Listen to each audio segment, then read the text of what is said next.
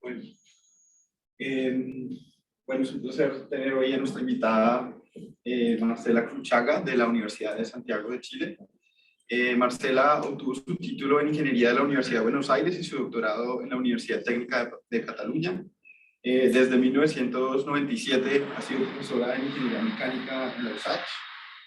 Actualmente es profesor titular, lleva 7 proyectos con DECIT de máxima duración como investigador responsable, ha hecho colaboración con diversos grupos de investigación, más de 70 publicaciones en revistas principales, miembro de editorial board de muchas revistas de su especialidad, fue profesor guía de más de 120 alumnos entre pre y posgrado y recibió, entre sus muchos logros está que recibió el premio Emerald por un artículo destacado.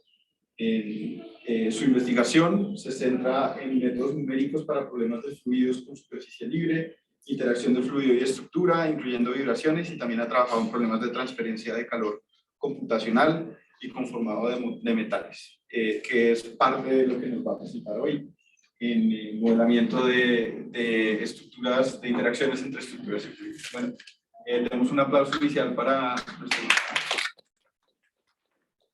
Te agradezco muchísimo entonces la presentación, Federico, y también voy a agradecer en tu persona, en realidad a todos, por haberme invitado a ser parte de este grupo de seminarios. Realmente les agradezco un montón porque creo que es una buena iniciativa para conocernos y para hacer cosas. Siempre hay cosas que mejorar, en realidad lo que uno hace es un poquito y hay mucho más. Así que les agradezco a los que están acá en forma presencial. Y por supuesto le agradezco a todos aquellos que no los podemos ver, pero están en forma virtual siguiendo estos seminarios. Bien, el trabajo que voy a presentar, después van a aparecer el grupo de gente. Esto son trabajos e ideas que fuimos elaborando en el tiempo y forma parte de esta cantidad de información de proyectos y demás que fueron surgiendo con el tiempo, que por otro lado agradezco a la comunidad científica que me ha dado esa oportunidad, siempre lo digo, en base a los proyectos Fondesit, y también, por supuesto, da cuenta del tiempo que estoy en la universidad, también los 120, así que todo es una suma de posibilidades a lo largo de una cantidad de más de 20 años. Bien. Dicho esto, hoy me voy a centrar básicamente en lo que se estuvo trabajando en los últimos años, 8 años, por ejemplo, sobre interacción frío-estructura, de lo que yo estuve proponiendo como solución. Así que vamos a avanzar un poquito. Primero, como siempre, hay un tema de... A ver si avanza. Ahí está. Hay un tema de aplicaciones, acá debería salir, no sé si sale, aplicaciones bien, ejemplifica de alguna forma, son ejemplos, hay muchísimas otras. Hay un grupo de realidades como objetos flotantes que se usan para distintas cosas, generación de energía, puede ser por ejemplo contener el oleaje cerca de una costa, hay diferentes opciones en los cuales aparecen estos dispositivos y son los que más estamos apuntando en la solución numérica. Después hay escalas de laboratorio como este, donde se ve un túnel que genera un túnel de agua con un cilindro, flujos alrededor del cilindro. Uno a veces lo ve desde el punto de vista numérico, bueno, esto existe físicamente. Después, otra de las cosas que hacemos es, esto sí está hecho ya en casa, en realidad no es en casa, es el canal de experimentación que está en Valdivia, con la gente de Valdivia, tengo muy buen trato con ellos, con Gonzalo Tampiero en particular y con todo su grupo, en donde podemos ir a hacer experimentos. Ellos tenían este dispositivo que es una boya, que emula una boya de generación que estaban intentando probar para el sur de Chile, por ejemplo. Entonces, este es un canal de experimentación y nosotros tenemos una escala más chica, bastante más chica, después voy a mostrar algunas imágenes de laboratorio, que vamos imitando escalas distintas, pero trabajamos básicamente en formulaciones, validación de formulaciones en este tipo de escala y después vemos si podemos ir remontando las otras. Este laboratorio tiene un título grande porque hace todas estas cosas, en realidad. Es más que nada son etiquetas de lo que se puede hacer adentro del laboratorio que está en la USACH y que está desde el punto de vista del laboratorio experimental bajo mi responsabilidad, pero por supuesto hay personas que me están ayudando a realizar los experimentos. La primera pregunta es: ¿qué hago yo mostrando experimentos? ¿Por qué hacer experimentos? Bueno, la realidad que me motivó a hacer experimentos, hay una realidad que primero uno cuenta con estudiantes y alumnos de ingeniería que son bien proclives a hacer cosas, de construir cosas. Pero al margen de esa realidad, es que a veces uno tiene soluciones numéricas que tiene que comparar. ¿Y qué hace? Se remonta a cosas de bibliografía, que está muy bien, porque uno, esas cosas están validadas, verificadas y corresponden a grupos reconocidos, autores reconocidos, pero a veces nos sale la duda, nos pueden quedar la duda de cuáles fueron, cuando uno quiere reproducir un experimento, cuáles fueron las verdaderas condiciones, por ejemplo, del experimento, o nos queda la duda si podemos cuantificar algo más que lo que es solo cuantificar lo que es cualitativo. A veces uno ve imágenes de un experimento que compara, snapshot de un experimento, pero uno dice, bueno, ¿puedo conocer un poquito más sobre esos experimentos? ¿Puedo tener yo una formulación, desarrollar yo una formulación y además intentar ver cómo puedo acercar esa formulación a algo experimental? Bueno, dentro de este marco comenzamos a hacer experimentos y empezamos de forma muy simple y fuimos escalando. ¿Qué hicimos? Bueno, montamos hoy, esta es la imagen del laboratorio, tiene facilidades pequeñas desde el punto de vista de capacidad, por ejemplo, de estas mesas vibradoras. Son mesas shake tables, son dos, que admite un peso de 50 kilos, por ejemplo, es el límite, uno tiene que manejarse dentro de los límites experimentales, pero bueno, tenemos esas capacidades, tenemos sensores de nivel, que son estos sensores de nivel, tenemos registro por cámaras de alta velocidad para poder comparar registros. Cuando uno empieza a hacer experimentos, en realidad decís, ¿estaré tomando bien ahora esta medida? Bueno, esa es una pregunta válida.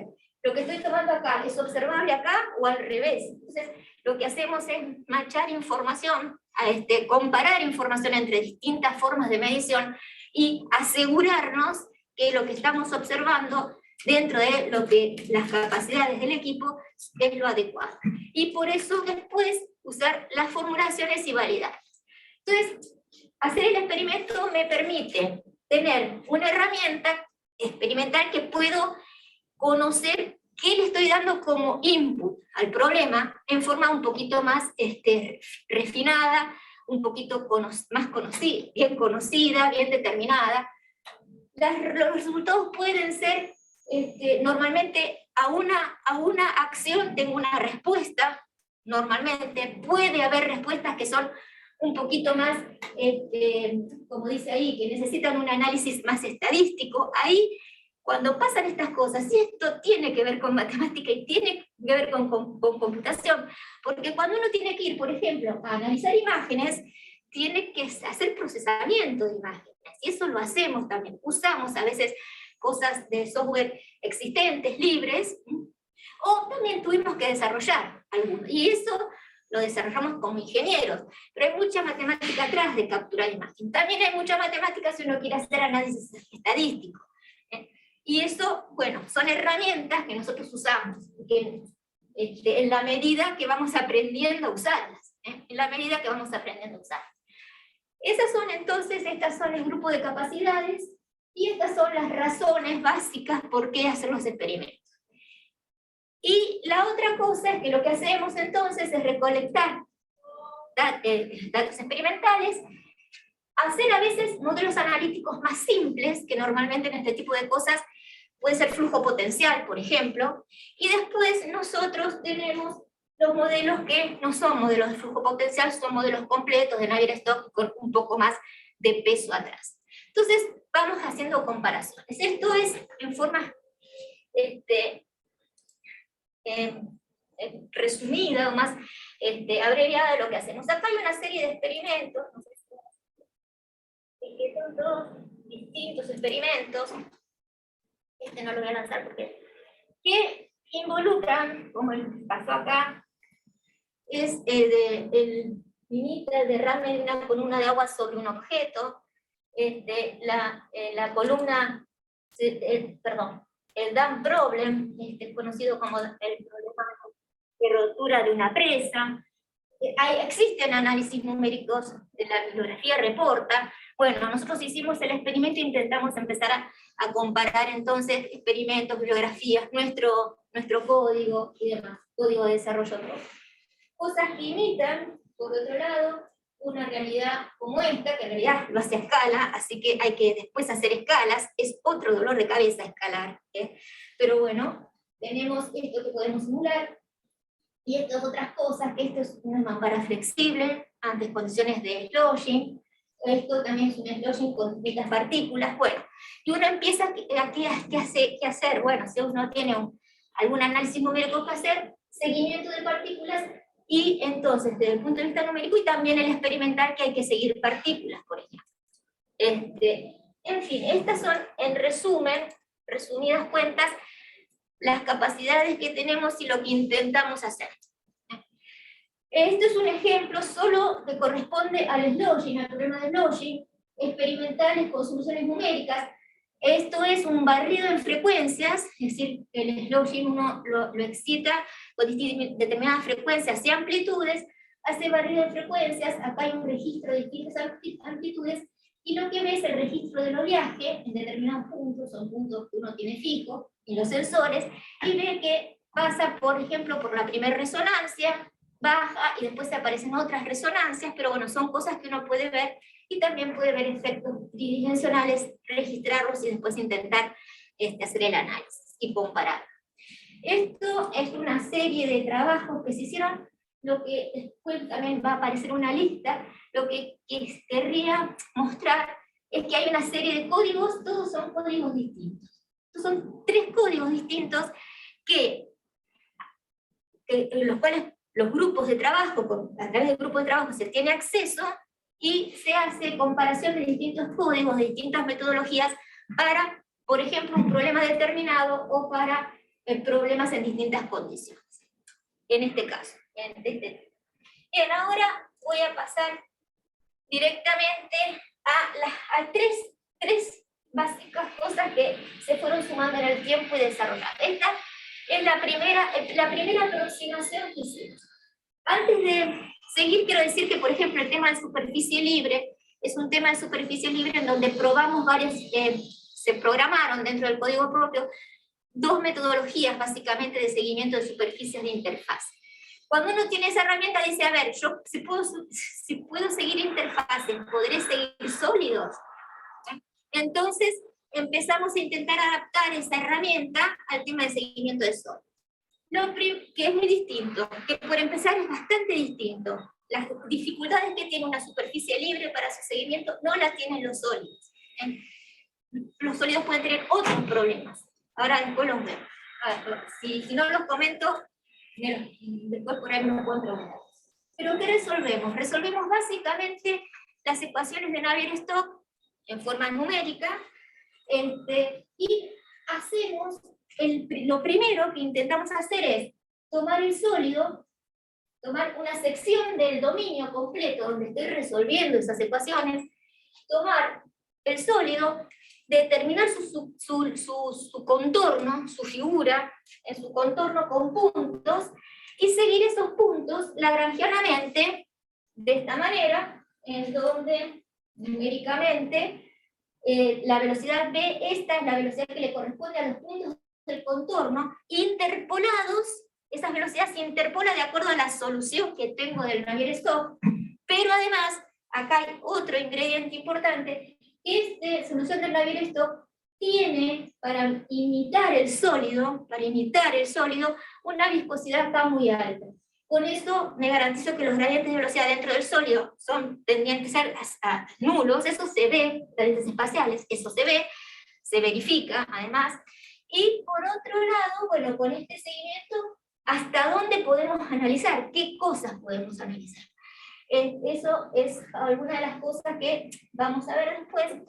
Y este seguimiento es una formulación bastante, parece simple, tiene otros ingredientes que no le estoy diciendo. Por ejemplo, ¿qué pasa con elementos cortados por esta interfaz?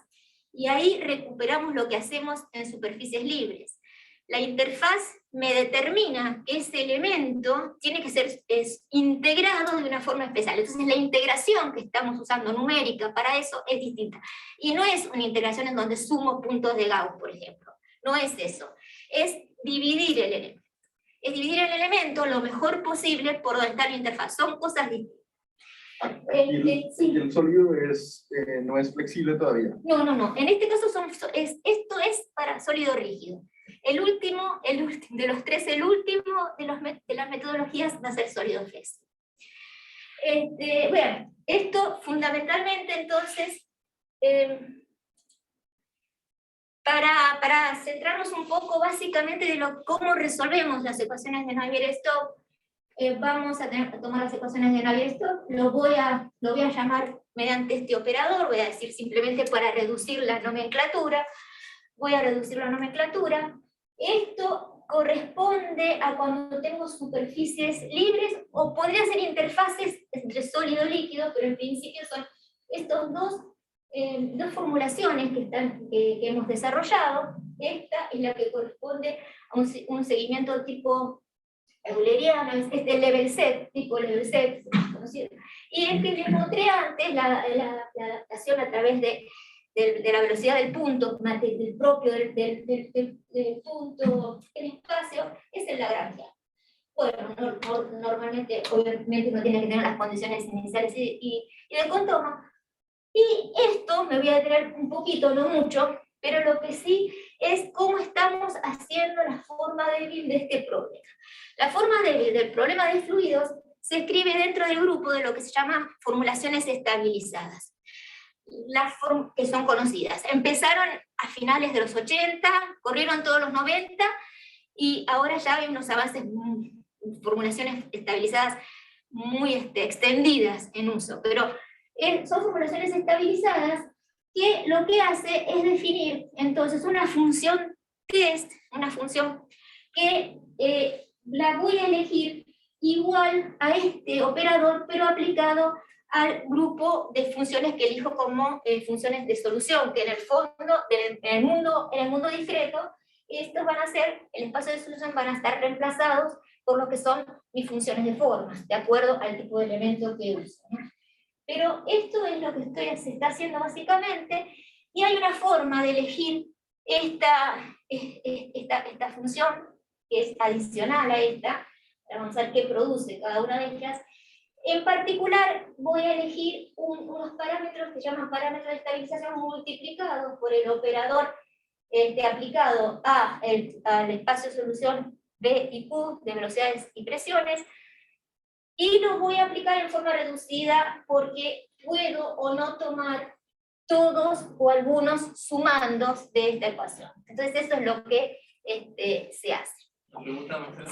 Sí. Entonces tus funciones de forma, como dicen, son independientes de la interacción del fluido y la estructura. En esto es solución, hasta acá es solución solo del problema de fluidos. ¿Y el tau? El tau es un parámetro de estabilización, va a volver a aparecer allá, y depende básicamente de la velocidad del fluido, depende del tipo de elemento, del tipo de tipología de elemento, longitudes, características y del Reynolds que tengas. Ahí. ¿Pero lo eligen localmente o globalmente? No, este es local, porque esto en realidad cuando después uno pasa al mundo discreto, ese es local. La definición de esa es local.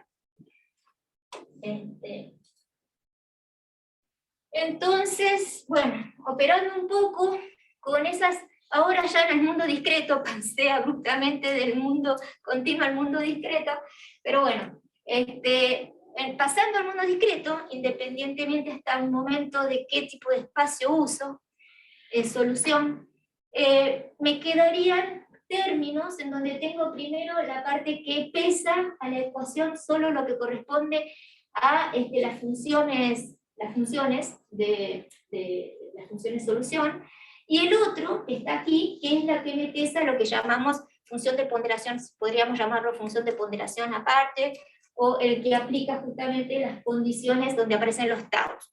Esto sería ese término. Bueno, definiendo esto, lo vamos a definir en forma reducida, le voy a quitar algunos términos, me voy a quedar con estos dos, que es básicamente gradiente de las presiones, en el espacio de las presiones, y este que es el término convectivo para las velocidades.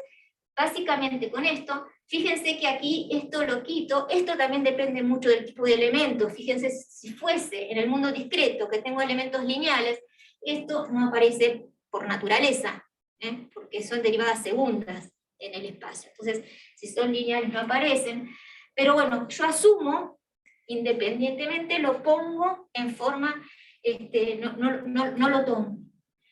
Entonces, la formulación, esta, para entender básicamente qué es lo que está haciendo, es las ecuaciones primero las aproxima con lo que llamamos estándar Galerkin, método de Galerkin, el método de Galerkin se le llama estándar Galerkin, son los términos que me daría la función discretizada estándar Galerkin, más términos que adicionan términos que son estos que aparecen debido a esta función, más términos que dentro de los métodos estabilizados nacieron de otra manera incluso, antes que así, pero bueno, se las identifica como términos que son de ponderación upwind, estos todos los que corresponden a estos términos, estos y estos, términos de estabilización para la presión, y términos para lo que es el término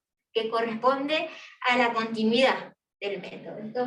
Esto es un término de estabilización para las condiciones de incompresibilidad. Esto estaría entonces, todos esos términos que uno podría ir agregando a la formulación de afuera, en realidad aparecen directamente al considerar este tipo de funciones. Bueno, y equivalen a este tipo de formulaciones. Eso se derivan a ese tipo de formulaciones. Bien, todo esto, en realidad, para volver a mostrarles qué hago con esa formulación, o qué puedo resolver con esa, qué se puede resolver con esa formulación. Entonces acá se hicieron experimentos de este tipo, con seguimientos, son esferitas que caen en distintos medios, como dice acá, la esferita, por ejemplo, de silicona en aceite, vidrio en aceite y silicona en agua. Son tres comportamientos distintos. Bueno, se analizaron los tres, pero lo importante... Y perdón, ¿cuál es el aceite es donde se está sumergiendo y lo de la silicona, qué es la silicona? La silicona es la esferita de silicona. Ah, ya. Y el aceite es el medio en que está cayendo. Ya. Y esa esfera del segundo es de verdad de vidrio. Esta es de vidrio, sí, es de vidrio, y esta es de silicona en agua. Lo curioso son, obviamente, los distintos comportamientos. Esta reversión es bastante compleja, en su momento bastante compleja, pero se da así, el movimiento viene cayendo con una energía, impacta sobre la superficie libre. Acá hay dos técnicas, dicho sea de paso, hay una técnica para el tratamiento de esta superficie libre y otra técnica para el tratamiento de la esfera en sí misma. El tratamiento de la técnica de superficie libre es una técnica tipo level set, y el tratamiento para el seguimiento del objeto, es una técnica lagrangiana que les mostré antes. Y por otro lado, esto asumimos que se podría representar en forma simétrica cuando vean las simulaciones de esto. Esto se hizo un tiempo atrás. Pero el comportamiento lo asumimos que podía ser... Uy, me parece que me di mal el dedo. Bien. El comportamiento lo asumimos en forma simétrica cuando lo simulamos. Estos son datos del experimento de silicona en aceite, que es el primero que aparecía acá. Los otros también están, pero el primero que aparece acá. Ese es el que ahora puse aquí, que traje, se publicó hace tiempo ya. Lo importante, lo que quería resaltar de esto, es que teníamos nuestros experimentos y que además de eso tiene dispersión los experimentos, porque esos primeros que hacíamos también teníamos mayores errores porque teníamos otras capacidades en las que tenemos ahora. Me refiero a la cámara, por ejemplo. La cámara hacía menos frames por segundo que la que ahora uno puede setear en una de alta velocidad. Pero bueno, estas fueron las primeras cosas que empezamos a hacer. Y la otra cosa que quería mostrarles es que hicimos comparaciones para verificar si numéricamente estábamos bien, con técnicas que hacen técnica de lo que se llama body fitted, es decir, el cuerpo ahora es tomado, se sigue con una malla propia, la malla se adapta al cuerpo y se resuelve solo la parte de fluido sin que estas técnicas que les estoy mostrando son técnicas donde el sólido es representado inmersamente, es decir, está embebido en la técnica numérica. Las otras no, las body fitted son las más prolijas que uno puede elegir. Tiene también sus cosas, porque hacer remallado no es fácil, hacer cimiento tiene sus cosas, pero bueno, son las que mejor uno espera obtener resultados. Bueno, entonces lo que hicimos fue comparar dos técnicas numéricas, y lo bueno para este tipo de número de reinos, que es bajo, eso sí, pero lo bueno fue que pudimos comparar con un código, al cual la persona con la que se publicó esto accedimos al uso del código ese, y pudimos comparar resultados, lo cual dijimos, bueno, esta técnica no está mal, es decir, puede estar representando para estas condiciones cosas satisfactorias, comprobado con el experimento y comprobado numéricamente. Bien, entonces, ¿qué podemos hacer? Bueno, hagamos otras cosas. Esto es más reciente, esto ya después forma parte de las cosas que uno puede empezar a jugar. Sí. ¿Tienen algún video de las simulaciones que hicieron ustedes? ¿O? De ese no, porque esa, como te digo, hace tiempo atrás no rescaté videos. Claro. Ahora sí, ahora vas a tener otro. Ahora de este sí. Estas son nuevas, entonces de estas sí hay. ¿Y tienen sí. una comparación de costo computacional del código? Mira, la verdad es que no te podría... Para hacer costo computacional tendríamos que haber corrido en el mismo... Sí, exacto. Claro. Todos en lo mismo, y eso no lo hicimos, así que no te puedo decir. En ese momento, que esto ya lleva algunos años hecho, el costo computacional no era extremadamente uno más que el otro. De hecho, el costo computacional visto desde este tipo de técnicas así, de embebidas, requieren pasos de tiempo normalmente más más grandes, lo cual en realidad, mientras que eso se pueda hacer, que puedas usar pasos de tiempo más grandes, en realidad tu tiempo computacional se te reduce, el completo que quieras analizar, se te reduce. No, pero también con respecto al mallado. Claro, por eso se te reduce porque no tenés todas esas cosas. Hoy por hoy, si vos tenés códigos que corren en paralelo, esto en ese momento no estaba así, hoy por hoy la cosa compensa con arquitectura, eso lo podés compensar.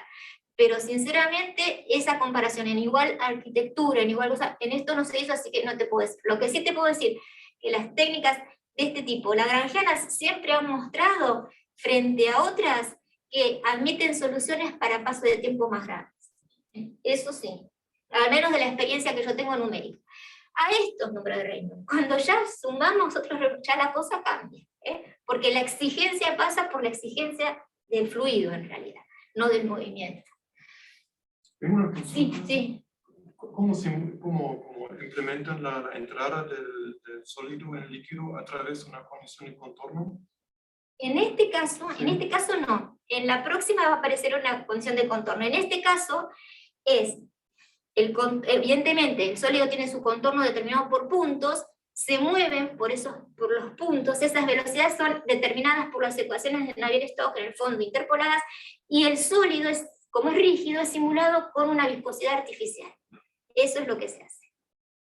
Después viene la inmersión en un contorno. Ahora casi... Estas son las soluciones más recientes del tema de la elipse cayendo, que hay comparaciones con otras técnicas numéricas y que, son bastante satisfactorias. Son todas técnicas embebidas, pero usadas en son distintas técnicas embebidas y con distintas formulaciones de discretización de base. Me refiero, una de ellas es por ejemplo, unas de volúmenes finitos, otras es otra técnica numérica. Nosotros trabajamos dentro del marco de elementos finitos, así que eso coinciden bastante bien. Trayectoria, giros de la partícula y velocidad final. Y acá hay algunas condiciones que me dan las condiciones de caída para cuando la posición inicial en este caso es directamente horizontal, esta está a 45 y esta está a 90. Estas tienden a tener su posición, al menos esto es lo que es esta simulación, y esto es esperable, esta posición como la posición final, incluso la velocidad final a la que caen es muy parecida entre ellas, y tiende a la posición estable, la horizontal. En este caso, la vertical sigue cayendo en forma vertical, lo que habría que ver si eso se inestabiliza en algún momento. Hasta acá no encontramos inestabilidad que la induzca el cambio de posición. Que induzca el cambio de posición. Perdón. ¿Sí? Una pregunta. Entonces, si entiendo bien, hay una sola posición que se supone estable, que es en horizontal. Mira, Sí. normalmente sí, esta. Sí. Uno tendría que llegar a una caída, en este caso, lo que tengo acá evidente, y que algunos también reportan, es una horizontalidad. Esta también puede darse esta situación así, pero esta debería ser más inestable. Si uno por alguna razón se asimetriza el flujo, por ejemplo, mínimamente esto debería cambiar a una posición de... Eso es como basado en otros En trabajos. otros trabajos, sí. Observación, otras observaciones. Sí, Puede esa que sí observación. sea- Podríamos hacer el experimento, pero no te lo hice.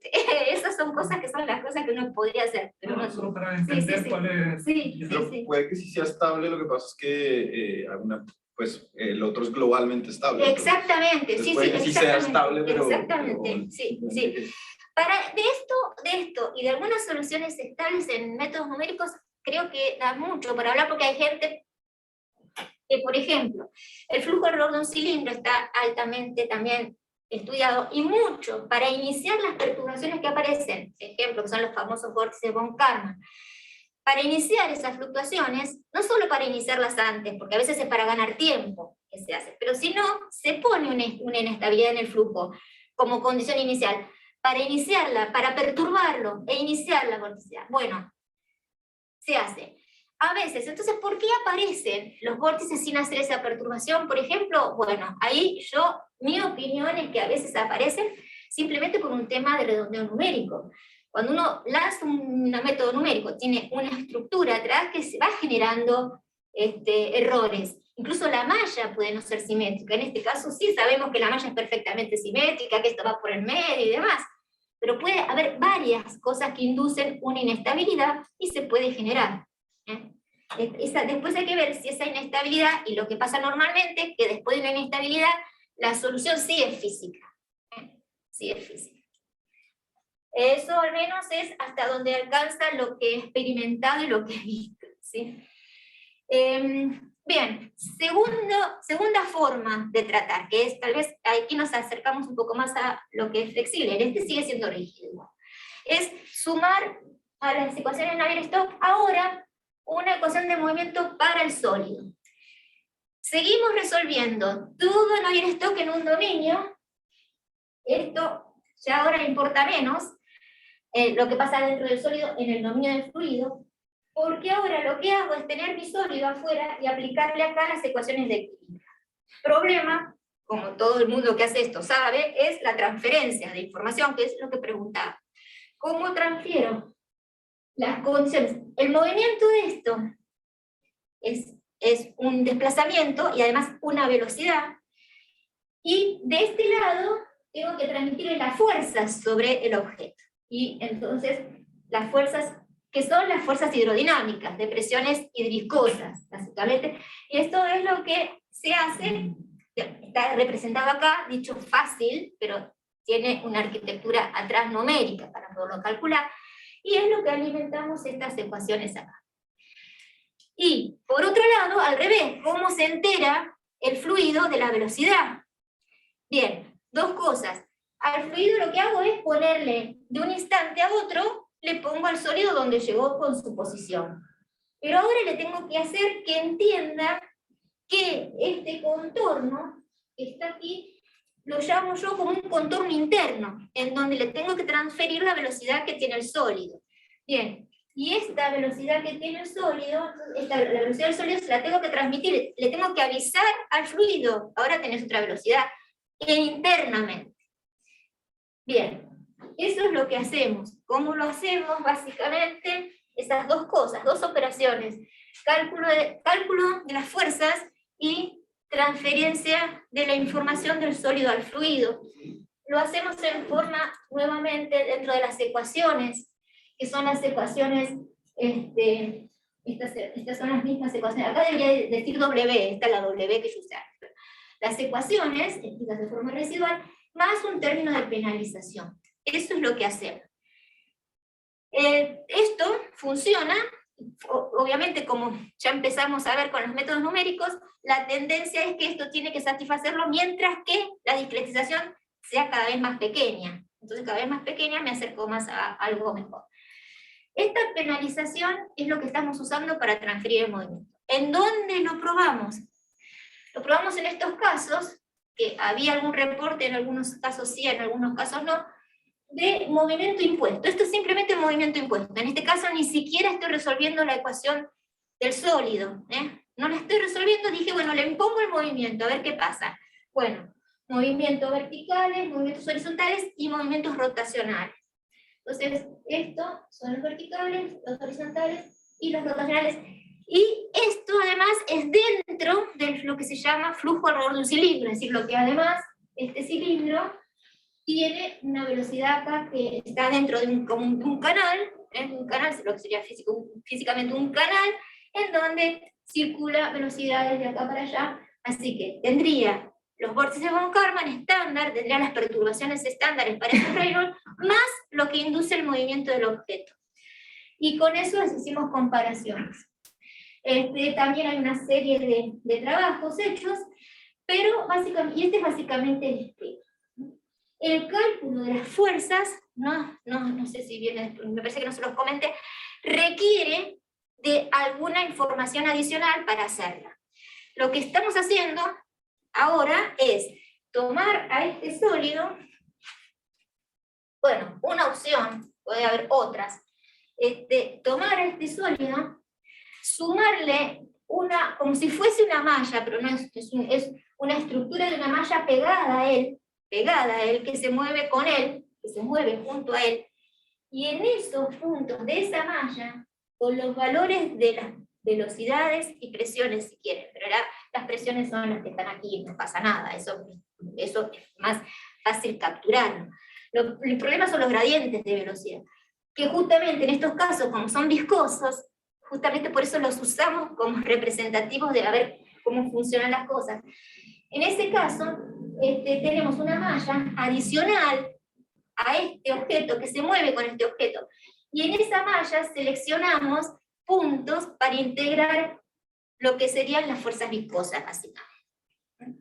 Y con eso calculamos las tracciones, con eso calculamos las fuerzas externas. Eso es lo que hacemos. Eso es lo que hace poner.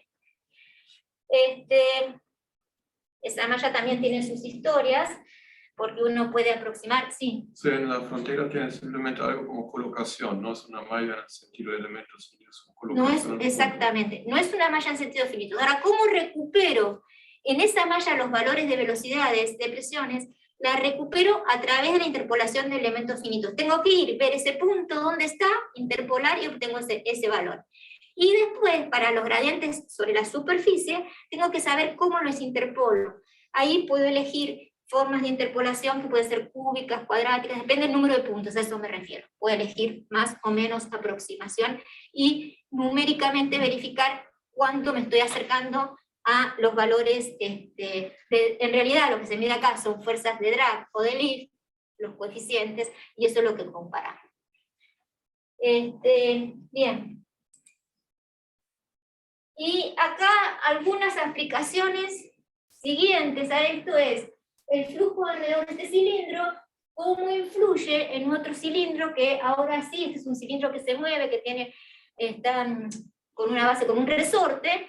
Estos son los se conocen como vibraciones inducidas por vórtices. Las vibraciones inducidas por vórtices son vibraciones inducidas sobre este objeto, que es el que se puede mover. Pero acá tenemos doble dificultad, son los vórtices que se suceden, porque tengo este primer cilindro fijo, más los vórtices autogenerados por el movimiento. Es decir, empieza a complicarse, y eso es lo que hicimos. Y acá, como ven, este sería el dominio, es un nivel de malla importante. Esto es el dominio que representa este cilindro, y después este que es el cuerpo que está embebido. Ese es el cuerpo que está embebido. Bien, acá se hicieron análisis de paso de tiempo y de malla, que esto es lo que indica acá, básicamente. Paso de tiempo y malla, y la solución que elegimos, normalmente nos quedamos con la mejor que estamos obteniendo con menos tamaños de elementos.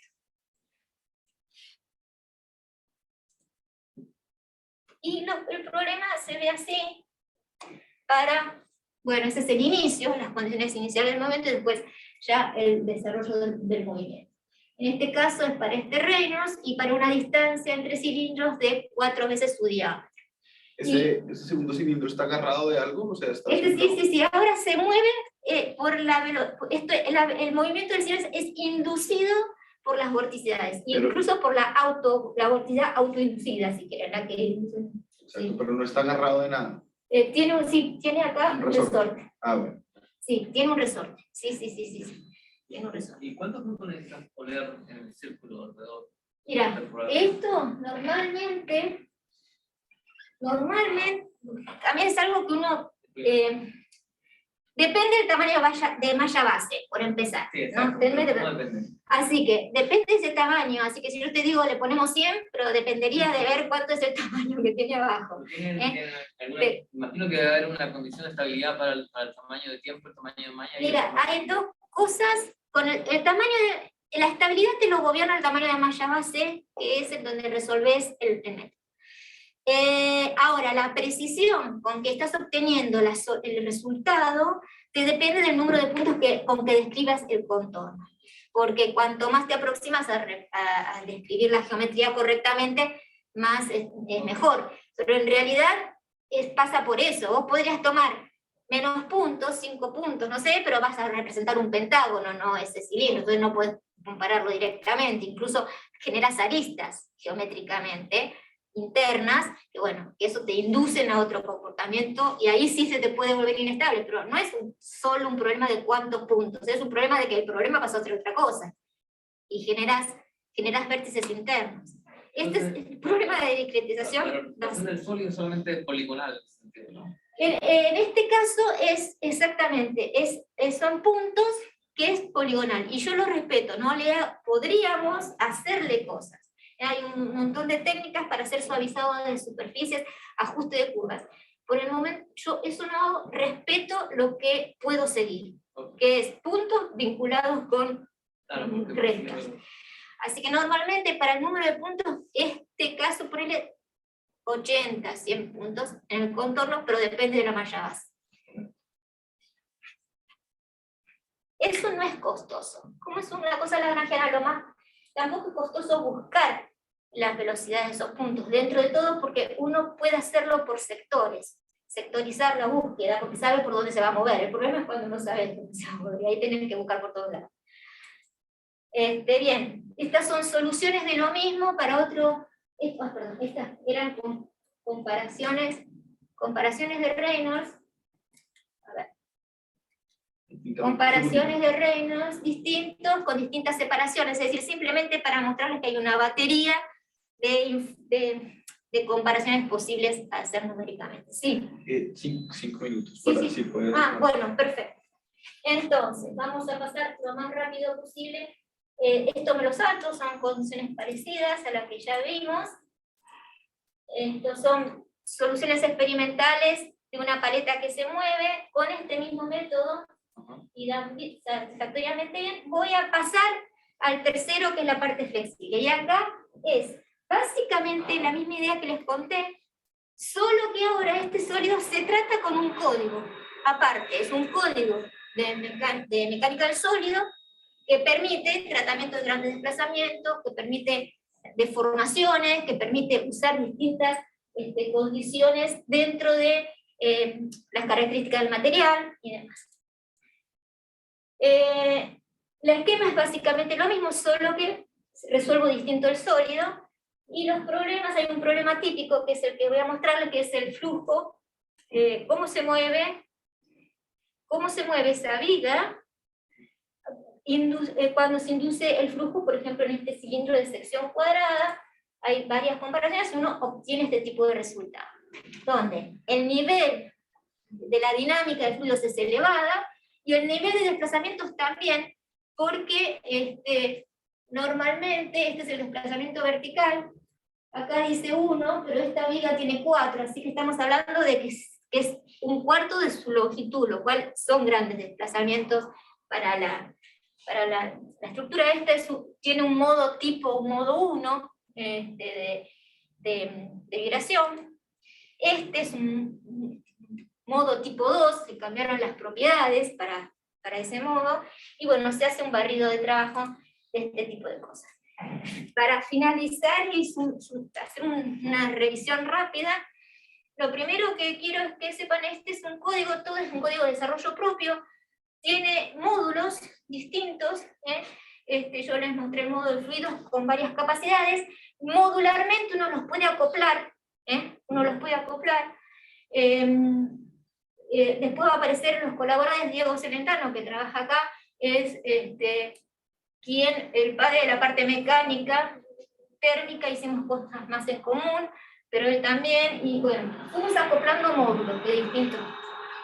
Después, otros códigos que se trabajaron y que yo mostré algunos trabajos publicados que trabajaron sobre los problemas físicos que propongo, o como comparación de resultados numéricos también, son estos códigos. Este es un programa del grupo de Argentina, de Santa Fe, que tienen gran capacidad de cálculo y sobre todo ellos han desarrollado muchas técnicas. Este es el código que viene, el FEMUS del CIMNE, de la Universidad Politécnica de Cataluña, que es el código también con el que trabaja Ernesto, que antes me preguntaban. Este es el código que usamos, es de la George Mason University. En realidad, es el código que usamos para el body fit. Toda la simulación se hizo con lo hicieron sus propios dueños, sus propios desarrolladores. Les interesó hacerlo en ese momento. Se encuentran cosas cuando se corren estas cosas. Después hay un código libre, también se trabaja, que es el Saturne, que es de la EDF, de la empresa de Electricité de France.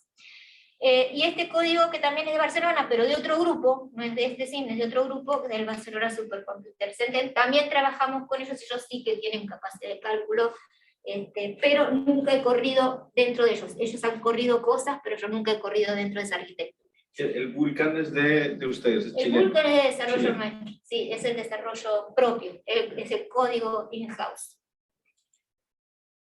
Bien, para agradecer y para mostrar un poco, agradecer a todos los coautores, la gente que ha colaborado, estudiantes, bueno, acá hay una serie de gente, todo este es el grupo de Santa Fe, Argentina, gente de otras universidades, bueno, ya acá está Diego, de acá, hay gente de Gonzalo, como les mostré por el tema del canal experimental, Reinhard Lohner de George Mason, bueno, Tai Fontes Duyar de la Rice University, bueno, y así una serie de gente. Estos ya son toda gente de la USACH, muchos empezaron a hacer su PhD, ya lo terminaron, otros están haciendo, él hizo toda la parte de los BIM, él está haciendo el PhD afuera, en Alemania. Bueno, ahí hay un grupo de gente trabajando, no están todos, seleccioné la gente que trabajó básicamente en temas de interacción fluido-estructura. Así que todos ellos son colaboradores y les agradezco, porque sin ellos, con la habilidad incluso experimental, hay que tener gente trabajando haciendo experimentos, no es fácil. Y esto, bueno, son básicamente las tres metodologías. distintos rangos de problemas y aplicaciones, reinos bajos, reinos medios, moderados a reinos. Estos no son tal vez reinos tan altos, pero sí tienen una dinámica fuerte en cuanto a la fluidodinámica y a la solución de sólidos. Y bueno, esas son las tres categorías de problemas de interacción de estructura y su evolución en el tiempo, al menos dentro del código. Y acá unos bonus track en realidad de otras técnicas, a ver si este corre, este no corre, bueno. También hay cosas experimentales, este es un experimento, se hicieron cosas numéricas, y esta es otra técnica inmersa, hecho en otro código, pero que sí hicimos comparaciones experimentales, numéricas, con un código en GPU, corre en GPU, así que es para mostrar un poco el espectro de trabajo. Este código en GPU también se desarrolló en Argentina. Santi Coscarelli es doctor ahora, fue su tesis. Y después este otro trabajo que lo interesante de esto es que hay visualización de cómo se hace la visualización de objetos, una opción de hacer visualización de objetos y que requiere tratamiento de imagen y también hay matemática atrás. Mucha. Esto igual usamos programas ya preelaborados, pero hay que usarlos, hay que entender más o menos cómo es el mecanismo. Y de esto también se hizo una publicación en seguimientos de superficie libre, en seguimientos. Tiene superficie libre, no se ve, pero es muy baja la dinámica. En este caso, de esa superficie, lo que es más interesante es la dinámica de la esferita. Y acá se hicieron muchos experimentos, también numéricos, no solo físicos, para hacer análisis estadístico. Se hizo análisis estadístico de dónde estaba la esfera en el tiempo. Y, bueno, estas son las cosas que les mostré en general, ya estos son nada más, creo que estos son en realidad los agradecimientos, lo más importante, siempre los que han financiado toda la investigación, también en los laboratorios y demás han sido el grupo Fondesit, Anit Fondesit, y muchas gracias. Eso. Gracias por escuchar. El más interesante y motivador, tal vez que es el resumen de los trabajos. Bueno. ¿Alguna pregunta de los participantes que están virtualmente en Zoom?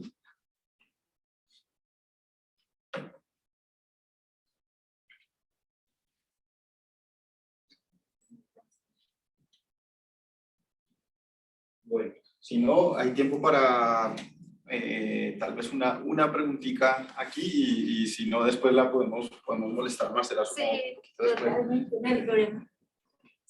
Por favor. En el último ejemplo, las estructuras delgadas, ahí usan modelos mecánicos para deformación de estructuras delgadas. En realidad, en este caso particular es un sólido. Lo que se llama un sólido, no es una cáscara, a eso me refiero. No es cáscara, no es un modelo de cáscara ni de shell, no es una shell. Ni una viga. Es un sólido, tiene un espesor y es un elemento de sólido. Y tiene toda la batería atrás de estabilización y demás para sólidos. También en sólidos hay un tema de mantener la compresibilidad, además eso genera cosas y también está. Eso requiere una malla súper fina, ¿no? La verdad es que esta malla, a comparación a la de fluidos, la verdad es que es nada misma. Parecen muchos, incluso si les digo, son 300 elementos. Y la verdad que al lado de los 300 elementos contra 30.000, no me acuerdo cuánto tiene, pero contra 30.000, ese es el orden. Ese es el orden entre fluidos y sólidos. A ver, para obtener esto, ese es el orden. Y es una de las dificultades cuando uno acopla, cuando uno trabaja en los dos mundos. El paso de tiempo de fluidos, normalmente hay que bajarlo, el de sólidos podría ser más alto, pero hay que resolver en el mismo tiempo o hacer algo, porque si no, esos también son temas que se podrían tratar diferentes, probablemente opciones de poder trabajar eso, pero funciona así.